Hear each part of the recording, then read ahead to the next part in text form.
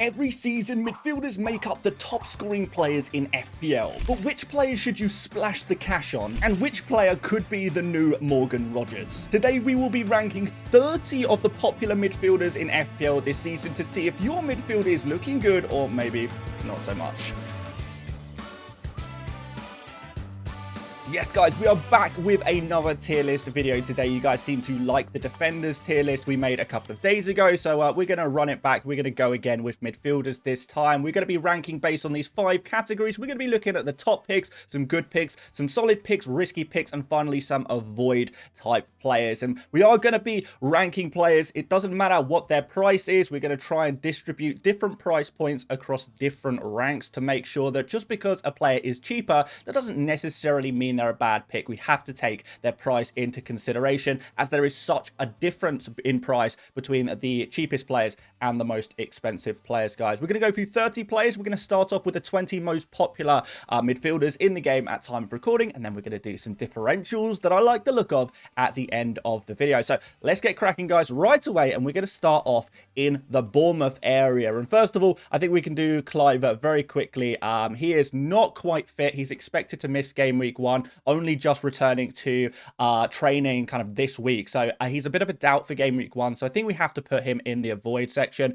His teammate Semenyo, I think, is maybe slightly risky. And the reason for that is despite 11 goals and 7 assists in 36 games last season, he does have Liverpool in game week 1. And there are some concerns around Bournemouth as a team. They have injured players. They've got a lot of sales, particularly in their defense as well. So it's going to take a bit of time for them to adapt. We might see a similar situation to them as we saw maybe with Crystal Palace from the previous season. Losing key players may actually impact them a little bit as well. And my other concern with Semenyo is that I don't know if he really offers any more than a lot of the 6.5 million guys. So it could be that dropping Semenyo down to a 6.5 million guy could free up that crucial 0.5 million you might need in your team. Our next player is going to be Mitoma. He is going to go in the risky category as well. 10 goals and 5 assists in 28 games last season. So again, similar to Semenyo, but the fixtures are poor.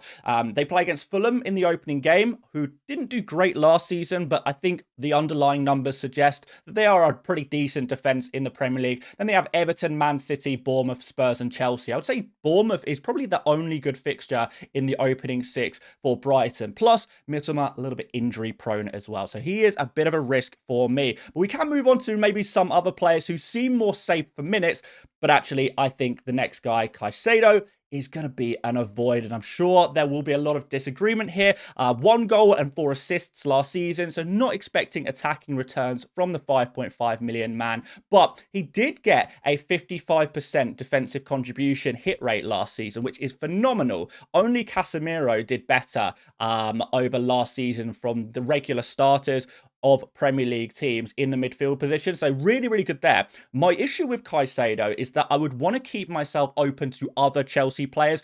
Palmer is obviously great. You've got Enzo Fernandez, you've got Joao Pedro, then we've got Cucurella in defense, we've got Sanchez in goal. And I think if you go for Caicedo, you can lock yourself out of some real key Chelsea assets, whereby I think Caicedo is a player who is replaceable. You can get other 5.5 million midfielders who can offer a similar output. So therefore, I would keep a Chelsea spot open rather than going for Caicedo. And that's the reason he's in the avoid category for me. Hopefully that does make sense. I just don't think you need him. There are other options. I think I'd rather keep my options open there. So next up, we're going to go for Declan Rice, and I think he is a solid pick at 6.5 million.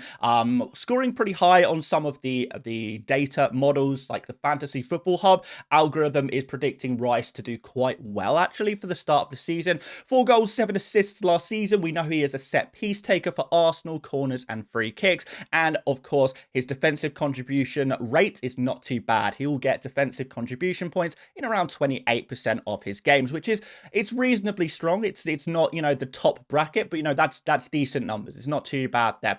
Next up, I'm going to put Cherky in a void. And again, I think this is probably controversial. Anytime you put a player who is popular in FPL in the avoid section, you're always going to raise a few eyebrows here. But for me, he is not a player I am personally interested in. And I'm going to try and explain why I believe that. So yes, he is a great creative midfielder, attacking midfielder slash right winger. He will be competing for a place in the Man City starting 11, probably most likely with Semenyo, Marmoush, Foden, maybe Bob. And we know with Pep Roulette, there is going to be rotation there. Of course, Cherky only started once during the Club World Cup, but he did get a goal and an assist in his 3 substitute appearances. The fixtures look good from game week 6, so for me, he's probably a wait-and-see player to see where he fits in, how often is he going to be playing for Man City, because I think the rotation risk for me is too strong to really justify going for him straight away. Just too risky, and you're kind of setting into that avoid. So wait and see for Cherky. That is just my opinion. I mean, guys, don't get me wrong. Everyone has their own opinion, but you clicked on this video because you wanted to hear someone else's opinion. If you want to make a tier list with Cherky in the top pick category, go ahead, go and make that video and watch that. But today, you're on my video. So apologies, Cherky owners, not really feeling this one, to be honest, guys. Next up, I'm going to go for Eberechi Eze. Really love this player, but he is going to drop into the risky category. 8 goals and 8 assists in 31 games. Again, at 7.5 million, that is comparable to the numbers of a lot of the 6.5 million midfielders. So is there good value for money there? And the bigger question is, does he stay at Crystal Palace? Does he get a move elsewhere? Arsenal, Spurs, perhaps? And if he does move, will he start immediately, or could we see a bit of rotation? And given that Crystal Palace's opening 3 fixtures aren't great, he then gets a move. Maybe it's game week 2, game week 3. He gets his transfer move potentially. And then he is, having played a few tough games, now is playing for a new team and is integrated slowly in that regard. So I think real big risks around Eze, which is putting me off a little bit. But hey, if you are prepared to take a risk, the risky category is not a void. It just means that you have to be prepared to take a risk if you want to go for a player like that. And I think I'd probably put Elanga in the similar kind of category. So we're seeing this a bit of a pattern here. Elanga, 6 goals, 11 assists last season, comparable to the 6.5 guys. We've got Aston Villa and Liverpool in the opening 2 games. And he's maybe going to share some minutes with Murphy, Barnes in the right wing position, maybe Gordon in the opening game or 2. There's a good chance of that. So I think there is a good chance he does start straight away for Newcastle. But, 60-minute subs, maybe the odd benching here and there is something that we have to consider. And at 7 million, I think I would maybe rather wait out maybe the first couple of games before going for a player like Elanga. So another kind of wait and see player, a little risky for me. Next up, Cunha. I think Cunha can go in solid, to be fair. 15 goals and 7 assists in 29 starts last season. He looks very lively, actually, in pre-season. Seems to have settled in really well at Manchester United. And I do think he's good for minutes immediately, as there's not much competition in his position. Arsenal, Fulham, Man City and Chelsea in the opening 5 isn't the greatest fixtures, but he is capable of scoring against anyone, as we kind of saw last season. I think game week 6 is probably the best hopping on point for these Manchester United attackers generally, but if you do want to go for him game week 1, I think that's fine. I think he is still solid. Next up, a fan favourite. We've heard a lot about Ndiaye, haven't we? And I think he's at least a good pick. 9 goals last season in 29 games. That did include 2 penalties, and it was a slight overperformance. And also, there's not much creativity, but I like Ndiaye because there is no rotation risk there. Even if Everton make new signings, Ndiaye is, their best player. He's their star man, really. So I think he could be good in that regard. The fixtures are very good, which is very, very positive, right from game week 1 immediately. And he also has a surprisingly good defensive contribution rate, around 20%, which for a more attack-minded midfielder, that's really, really good. Those are really good numbers for an attacking midfielder. In fact, there's not really many other attacking midfielders that really come close to that. So he does offer you a bit of everything other than assists, which is quite nice for 6.5 million. Do like it. We've got another avoid, unfortunately, guys. It is going to be Aaron Ramsey. And no, guys, this is not the former Arsenal midfielder. Last I heard, he was on holiday in Mexico. So this is a different guy. He has had some injury issues over the last 2 years. And I don't expect him to be a regular starter for Burnley immediately. And the big problem with going for 4.5 million midfielders is that if people, you know, a lot of people pick a 4.5 million midfielder, even just to leave them on their bench, we do often see that the most popular 4.5 million midfielder, in today's case, that is Ramsey, they often are the first player to drop in price down to, you know, 4.4 million, 4.3 million. So they'll have a drop in price and they become more difficult to replace as your team loses value. So that is a concern with Ramsey. Even if you are just planning on leaving him on your bench, I think he still could do damage to your team value potentially there, as a lot of people transfer him out when changing squad structures. So as such, I would probably recommend Josh King at Fulham. He is another midfielder I think has a chance of getting some minutes for Fulham, but is much more kind of low owned. Not so many people picking him, which means he is at less risk of dropping in price. So just wanted to throw that one out there for you guys. Can we do another avoid? Back-to-back avoids.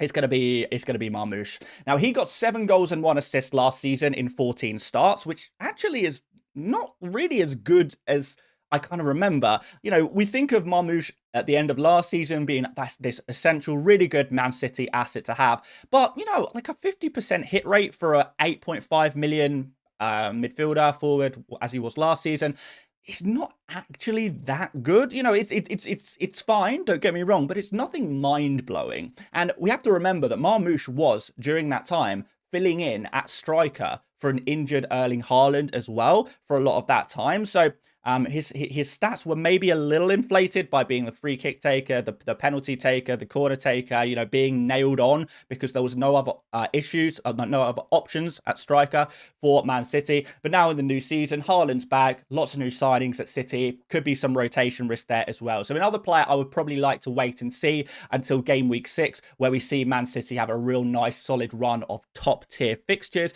If Marmoush looks like he is going to be a regular starter by that point, at that point, I definitely think Marmoush will be on the cards. But for a Game Week 1 pick, and this tier list is about our Game Week 1 squads, he has to be an avoid for me. Again, I'm so sorry. I'm sure, you know, I'm going to upset some people with this one. But hey, all I can do is put out my opinion based on my kind of research and analysis, I suppose.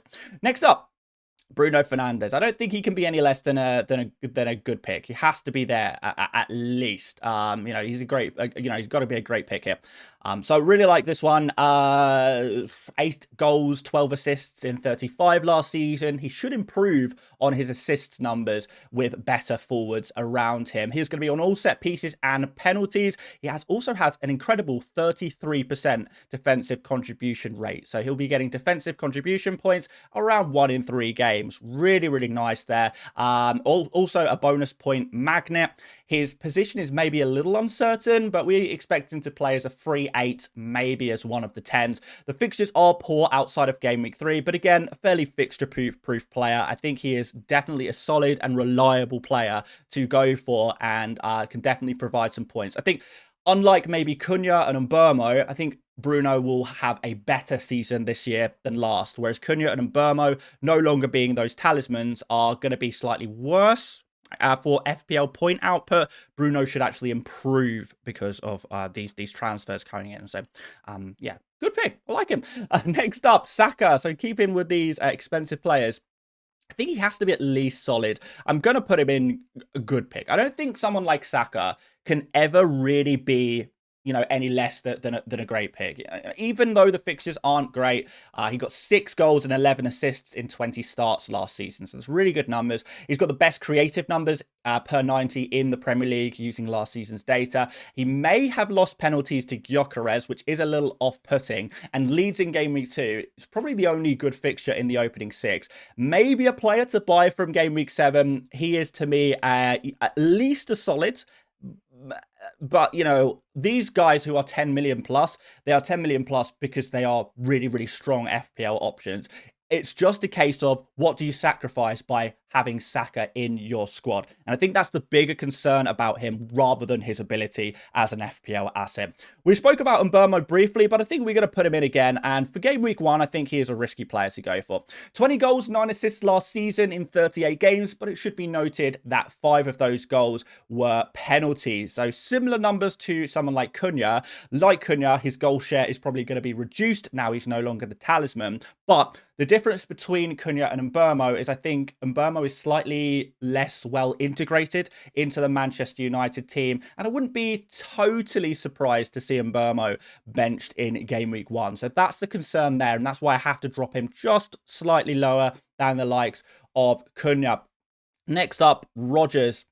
We're going to have to put him in a void. So he has actually picked up a little injury. If it wasn't for his injury, he would be a good pick for sure. But picked up an injury in a friendly, 8 goals and 11 assists last season, by the way, for Rodgers. Really strong.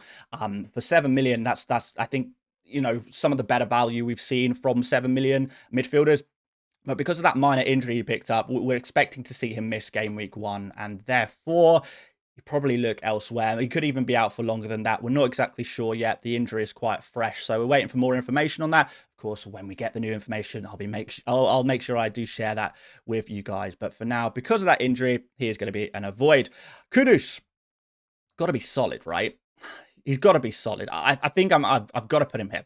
So 5 goals, 4 assists in 31 games last season, which wasn't great. That's a big drop off from the 8 goals and 9 assists he got in 27 games the season prior to that. But we know he's a very talented guy. The fixtures are also very good for Spurs generally. Man City in game week 2, I would even argue, is not a bad fixture for Spurs. They do love that fixture. And I also think Kudus should be really good for minutes, likely at right wing, possibly as attacking midfielder with the injury to James Maddison. But could Thomas Frank turn Kudus at Spurs into the new Mbeumo? I think there's a really, really good chance of that happening. It's an exciting prospect, but there's always some concern when picking Spurs players because, well, they're Spurs and they're a little bit Spursy, as we know, and they have got some injury issues at the moment. Solanke also likely to miss the start of the season now, so it would seem. So there are some concerns, but generally I think he's a solid pick, to be honest.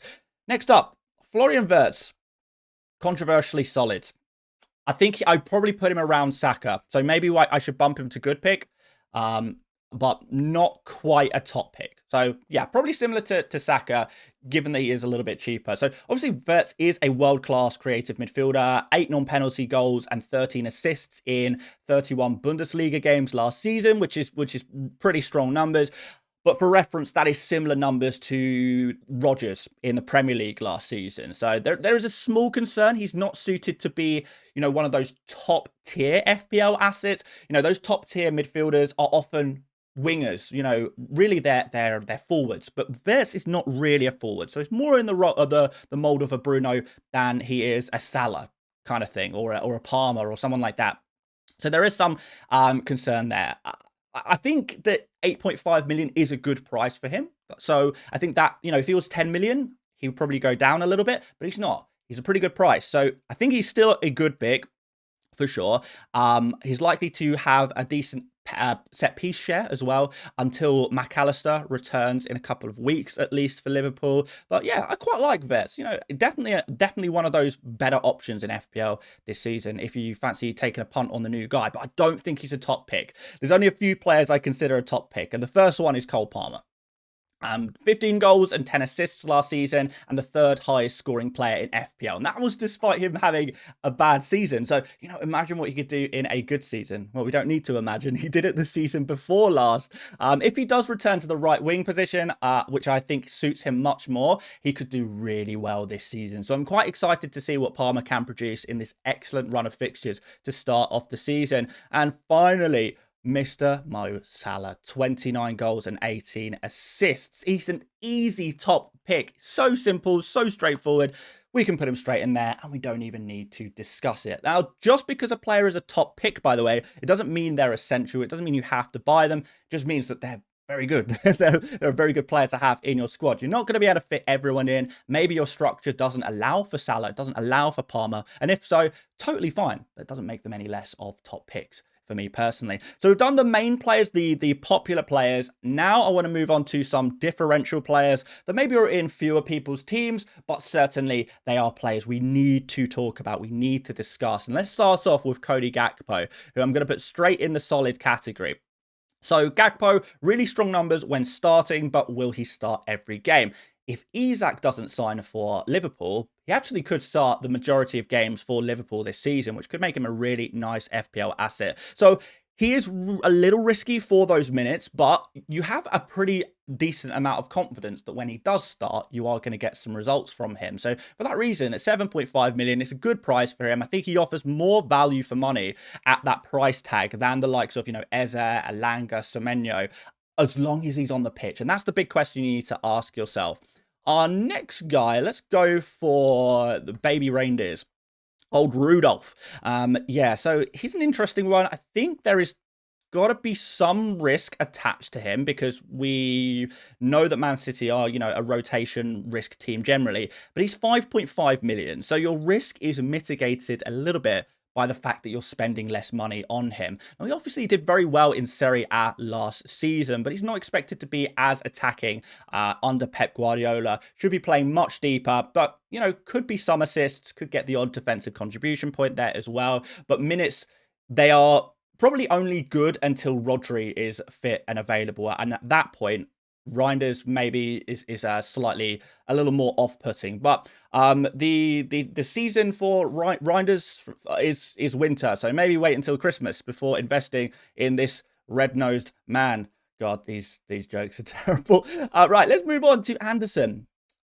I think at his price point, he is a top pick. Like, it feels wrong to put him in the same category as Salah or Palmer, but you have to remember, he is 9 million cheaper than Salah. And I think for that specific price point, he's a top pick for me. He really, really is. Maybe this looks wrong, and fair enough if it does. But hear me out. Defensive contribution monster, 55% hit rate. That's the same as Caicedo, by the way. So if you have Caicedo, a switch to Anderson is very, very nice indeed. But what's more interesting is despite a season-long 55% defensive contribution hit rate last season, he actually, as soon as he became nailed on for 90 minutes at Forest, became a regular first-choice starter every single game playing, close to 90 minutes, around halfway through last season, his defensive contribution hit rate jumped up to 70%, 80%. It went super, super high, which could mean that going into the new season, it's not a 55% defensive contribution hit rate. It's more like 60 or 70%, which puts him in the same conversation as players like James Tarkowski, as that elite level of defensive contribution monster. So he should be super consistent for those points. But he's also on corners as well for Nottingham Forest. And I think corners are maybe one of the main ways that Forest will score goals this season. Getting those corners into Milenkovic in the box. Obviously, Chris Wood has that aerial presence as well. So I think there's opportunity here. So yeah, for 5.5 million, he's a top pick. In general, he's much lower than that. We're not expecting the same points as a Salah or a Palmer, but we have to put it into context a little bit here. Now, Enzo Fernandez here is a top pick. One of these great picks. He's got to be around here for me. I'm surprised not many people are picking him. I do think I understand why. So 6 goals, 8 assists in 32 last season. Really strong Club World Cup. Some set piece share with Palmer. So taking some of those corners, some of those free kicks. 19% defensive contribution hit rate. So 1 in 5 games, he'll be getting those points. Really nice fixtures. But I think what's interesting is that if Palmer does continue to play in the right wing position, that's going to mean Enzo takes up the central attacking midfield position, which means he's going to be playing more advanced, going to be more involved, more of that box crashing stuff, which is going to be really impactful for his FPL points as well. So I really like Enzo as an individual FPL asset. The issue is a lot of people probably don't want to double up on the Chelsea midfield. And if you already have Palmer, you're not necessarily going to pick Enzo. So again, we do need to take structure into consideration when making our picks. But when looking, if someone said to me, Dan, you're not allowed to pick Palmer in your Gameweek 1 team, or, if Palmer got injured and he wasn't going to be available, I would pick Enzo immediately. It would be a very, very simple and straightforward decision for me to have that attack covered for Chelsea. So I do really like Enzo, but I understand why some people aren't picking him, is what I'm trying to say here. Adingra, for 5.5 million, he's solid. He's more risky than Anderson. You know what you're going to get with Anderson. But with Adingra, he is expected to be the star man at Sunderland, who, by the way, have brilliant fixtures to start off the season. 0.45 expected goal involvements per 90 last season. So we probably expect decent FPL returns from him if he is a regular starter now, which he will be. And I think the one concern is that he plays for Sunderland, and that's maybe what we have to dock him a few points for, despite that brilliant 5.5 million price tag. I think Salah is also a solid pick to go for, so we're going to shove him in here as well. 8 goals and 7 assists in 30 last season, despite a huge underperformance on his data. He was actually down a lot on his expected goals and expected assists. So if he has the same kind of, actions on the pitch, we're expecting more than that this season. That's actually, his actual output is comparable to Eze, but with better underlying numbers. So really, really positive stuff here from Salah. The issue is those poor fixtures in the opening 3. Does get a bit better after that, though, to be fair. So, it's the fixtures that put us off Salah a little bit. But from a data perspective, he is like the best 6.5 million midfielder to go for. Like, it's not even much of a competition there. So easy stuff. Right, let's try and include some different price points here. Let's put some 5 million guys in. We're going to put in Granit Xhaka in, I'm going to say, risky. I'm going to put him in risky. Yeah, I like him around there. So with the ability he has, you would think he's nailed by game week 2, but maybe not game week 1. Maybe not. We're kind of unsure on his role, but defensive contribution points are likely. Set pieces are likely for him as well. But I think the fact that we don't know, and the fact he plays for Sunderland, maybe it makes him more of a wait and see kind of player. But I think he could be a really effective little cheap midfielder to go for. But yeah, I think there's a little bit too much mystery around Xhaka for me to put him any higher than that. I want to go for another 5 million player, and this is one I really like. My favorite 5 million or below FPL asset. I think he needs to go in at least solid, but you could argue for 5 million, he's a good pick. Ultra differential, Pape Matar Sarr. So not the same as Ismail Assar at Crystal Palace, guys. So this guy has been playing in attacking midfield for Spurs during pre-season. And now that Maddison is injured, that helps him a lot. So can he keep his place in the attacking midfield position? If so, brilliant. Thomas Frank has been hyping him up a lot.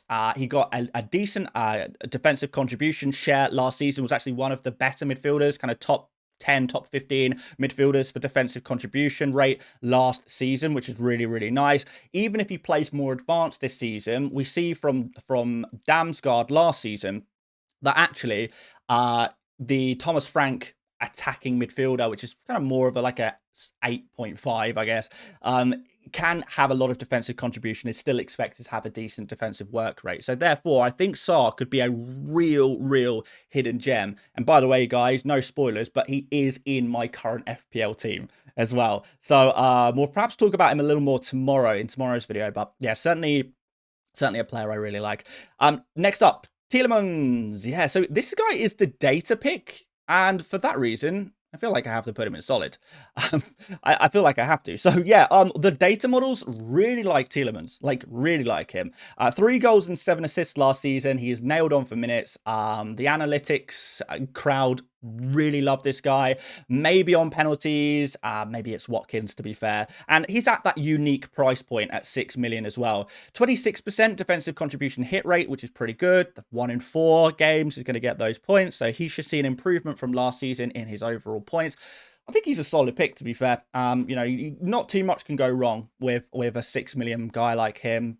When you have those minutes, you have those reliable defensive contribution points and some other avenues to get points as well. So yeah, for his price point, yeah, pretty decent, solid. If it allows your structure to, if it allows you to, make your team better by dropping a 6.5 midfielder down to Tielemans, it definitely could work. And we'll throw in one more 6 million midfielder in as well. It's going to be Damsgaard. I think he has to be risky, because we don't know how Brentford are going to work out this season. New manager, losing Mbeumo, maybe losing Wirtz. We'll have to wait and see on that one. And those changes in the team do make for some risk for Damsgaard. But in general, 2 goals, 10 assists last season. Really nice. 21% defensive contribution hit rate. We mentioned that he did quite well there. Could be on more set pieces now that Mbeumo has left. He is definitely not an avoid, but he is a player that carries some risk because of the changes that Brentford are expected to see.